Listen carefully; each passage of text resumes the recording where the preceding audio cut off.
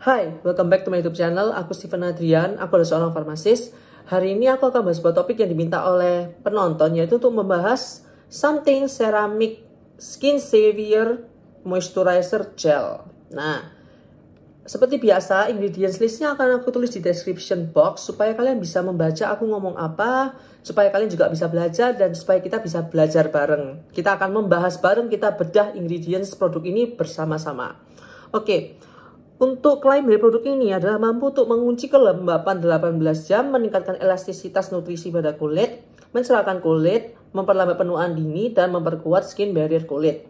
Nah, untuk ingredients list dari produk ini, itu ada panjang banget ingredients listnya, jadi nggak akan aku bahas semua, akan aku bahas kurang lebih yang efek di kulit kalian, gitu kan ya, dan yang menurutku penting untuk di-highlight, supaya tidak terlalu panjang videonya. Oke, pertama air, kedua gliserin. Gliserin merupakan sebuah humectant, yang artinya dia tuh mampu untuk mengikat kelembapan di kulit kalian dan dia tuh mampu menahan kelembapan tersebut supaya kulit kalian menjadi lebih terhidrasi, lebih lembab dan tidak kering. Yang ketiga adalah dimetikan. Dimetikan itu merupakan salah satu turunan dari silikon juga ya kan. Jadi dia merupakan silikon. Nah, memang biasanya produk yang gel cream atau gel itu memang biasanya itu akan mengandung dimetikan. Nah, tapi dimetikan itu kan ada yang konsentrasi di bawah, tetap ada yang konsentrasi di tengah. Tapi produk ini konsentrasinya di atas. Jadi produk ini nomor 3 adalah dimetikan. Nah, bagi kalian yang kulitnya memang sensitif terhadap dimetikan, bagi kalian yang memang tidak cocok dengan dimetikan atau silikon, sebaiknya kalian tidak memakai produk ini karena ada dimetikannya. Nah, tapi apakah dimetikan itu jelek? Apakah dimetikan itu buruk benernya? Menurutku enggak. Kenapa? Karena dimetikan tuh begini. Dimetikan tuh merupakan ingredients yang kalau dia murninya, dia tuh non-comedogenic. Dan dia tuh hypoallergenic, yang artinya dia tidak menimbulkan reaksi alergi. Nah, cuma biasanya dalam formulasi produk itu kan biasanya ada bahan campuran. Nah, terkadang ada bahan lain yang memang dia comedogenic. Dan karena silikon ini fungsinya adalah sebagai oklusif, jadi dia tuh kan mampu untuk membentuk sebuah lapisan pada permukaan kulit kan ya, untuk mencegah trans epidermal water loss itu tadi. Nah, kadang-kadang dia tuh membuat lapisan ini pada kulit yang akhirnya menjebak bahan komedogenik di dalam kulit kalian, sehingga kulit kalian menjadi berjerawat. Sebenarnya jerawatnya bukan karena silikon, tetapi berjerawatnya karena ingredients lain yang ada di dalam produk tersebut. Oke, yang keempat adalah betain. Betain itu merupakan sebuah humectant yang fungsinya untuk mengikat kelembapan. Yang kelima, dia mengandung butylene glycol. Butylene glycol ini juga merupakan sebuah humectant dan fungsinya dia adalah sebagai penetration enhancer. Dengan cara dia tuh mampu untuk meningkatkan permeabilitas pada kulit kalian sehingga bahan aktif itu lebih mudah masuk ke dalam kulit kalian. Jadi anggap aja sebagai carrier ataupun sebagai vehicle, kurang lebih kayak gitu.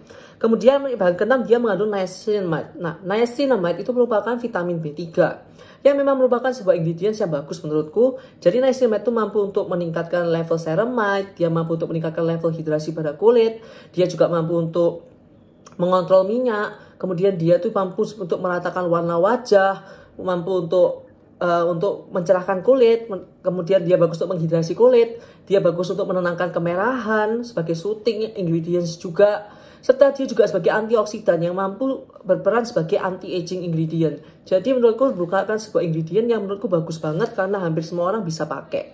Jadi bagus menurutku.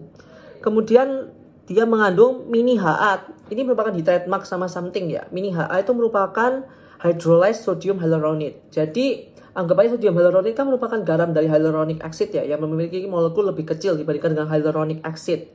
Nah, sebenarnya sodium hyaluronate itu sendiri sudah mudah untuk penetrasi ke dalam kulit, tetapi ini dihydrolyze, yang artinya dalam rantai molekulnya itu dipendekin dan dia tuh molekulnya menjadi lebih kecil lagi, sehingga bisa penetrasi lebih dalam ke dalam kulit kalian. Yang artinya dia tuh mampu untuk meningkatkan kadar air yang bagus banget untuk kulit kalian dan menjaga lebih lembab dan untuk menghidrasi kulit kalian menjadi bagus banget. Kemudian dia mengandung carbomer gelling agent. Kemudian dia mengandung nih macadamia integrifolia seed oil. Ini merupakan macadamia oil. Nah, macadamia oil, seperti kalian tahu kacang macadamia tuh loh. Nah, ini merupakan sebuah ingredients yang fungsinya adalah sebagai emollient. Jadi dia mampu untuk melembutkan kulit dengan cara mengisi kayak garis-garis halus yang kering pada kulit kalian. Sama dia tuh diisi menjadi lebih lembab dan lebih halus. Nah, dia juga bersifat sebagai oklusif ringan, jadi mampu untuk menciptakan sebuah lapisan tipis pada permukaan kulit kalian untuk mencegah trans epidermal water loss atau penguapan air dari dalam kulit kalian keluar. Jadi disil gitu loh. Nah, cuma karena ini mengandung kacang ya, jadi bagi kalian yang alergi kacang, ya jangan pakai, takutnya kalian mengalami anafilaksis shock, malah kalian nanti lebih parah gitu kan. Jadi lihat kalian alergi kacang atau tidak. Kemudian dia mengandung caprylyl glycol. Ini merupakan sebuah skin conditioning agent, mampu untuk melembabkan kulit kalian juga. Kemudian dia juga mengandung allantoin. Nah, allantoin ini merupakan sebuah ingredients yang memang banyak banget digunakan. Pada produk bayi juga banyak digunakan. Jadi merupakan sebuah soothing dan hydrating ingredients. Jadi memang dia tuh terkenal akan kemampuan soothingnya untuk meredakan kemerahan dan inflamasi pada kulit. Kemudian dia juga mengandung ceramide NP.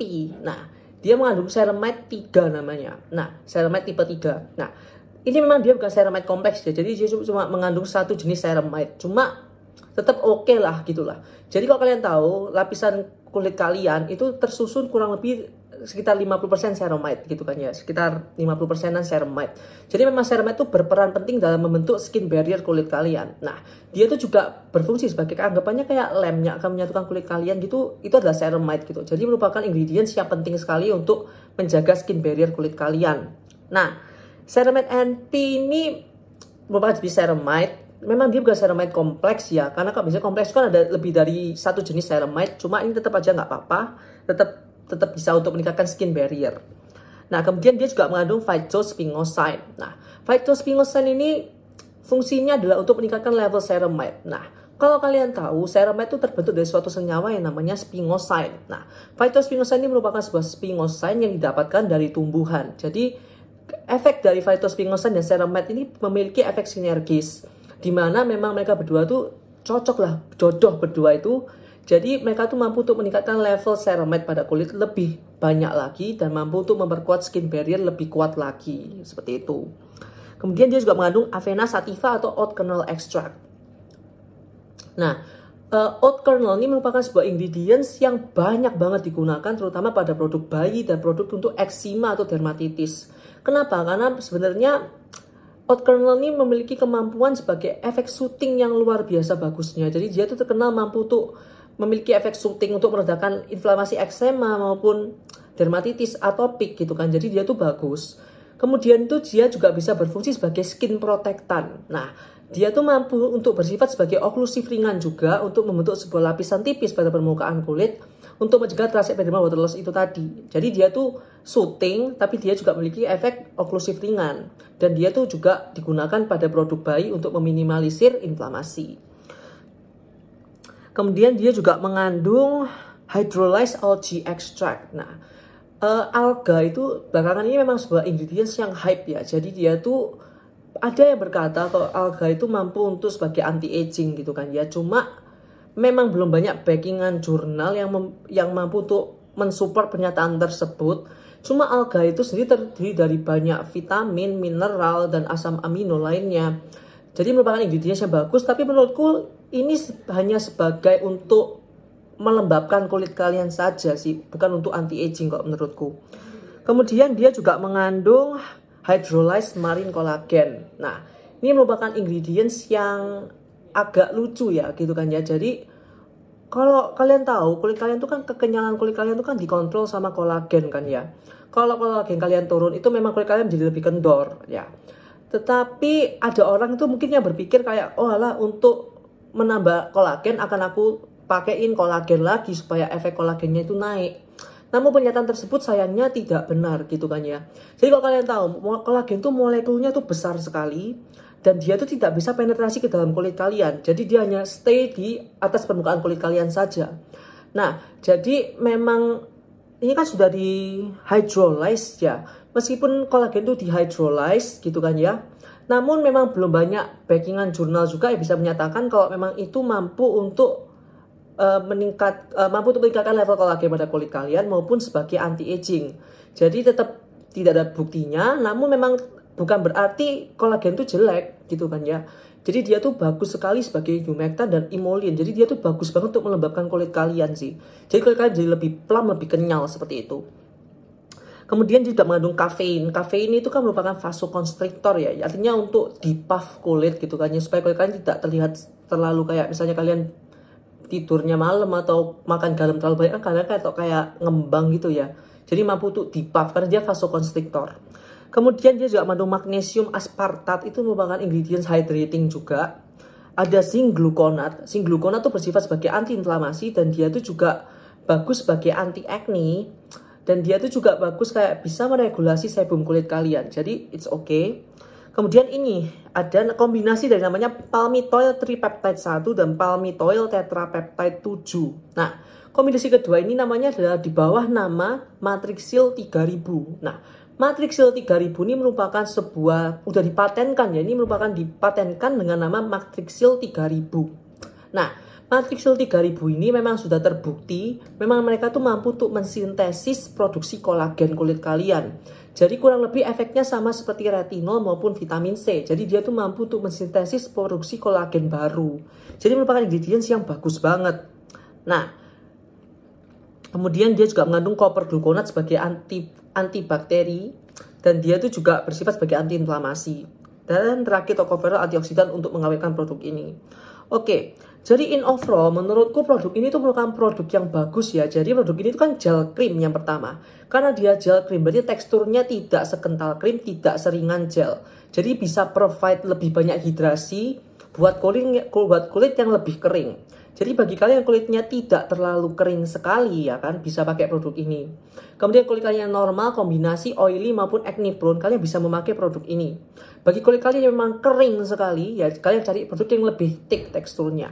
Tapi bagi kalian yang tidak mau terlalu berminyak, terlalu greasy, kalian bisa mencoba produk ini. Nah, menurutku produk ini juga memberikan hidrasi yang cukup, tidak terlalu berlebihan, tetapi tidak sedikit pula. Jadi cukupanlah hidrasinya. Kemudian produk ini juga fragrance free. Jadi bagi kulit kalian yang sensitif, kalian juga bisa mencoba produk ini, tidak usah takut. Dan dia juga non comedogenic. Jadi boleh juga buat acne prone. Namun produk ini mengandung marine collagen tadi, jadi itu didapatkan dari ikan. Jadi bagi kalian yang alergi ikan maupun alergi kacang, jangan pakai. Ada gangguan, maaf. Kemudian aku mau ngomong apa lagi ya. Jadi begitu saja sih menurutku. In overall memang produk ini menurutku merupakan produk yang bagus untuk segala jenis kulit.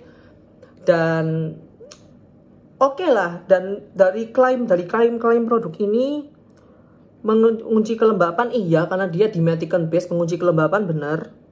Meningkatkan elastisitas nutrisi pada kulit, benar. Mencerahkan kulit, benar, karena niacinamide. Menghambat penuaan kulit, benar, karena ada Matrixyl 3000. Memperkuat skin barrier kulit kalian, benar, karena ada niacinamide, ceramide, dan phytospringosine. Jadi menurutku ini merupakan produk yang bagus dan worth to try. Jadi begitu saja dari aku. Thank you so much for watching. See you next time. Bye.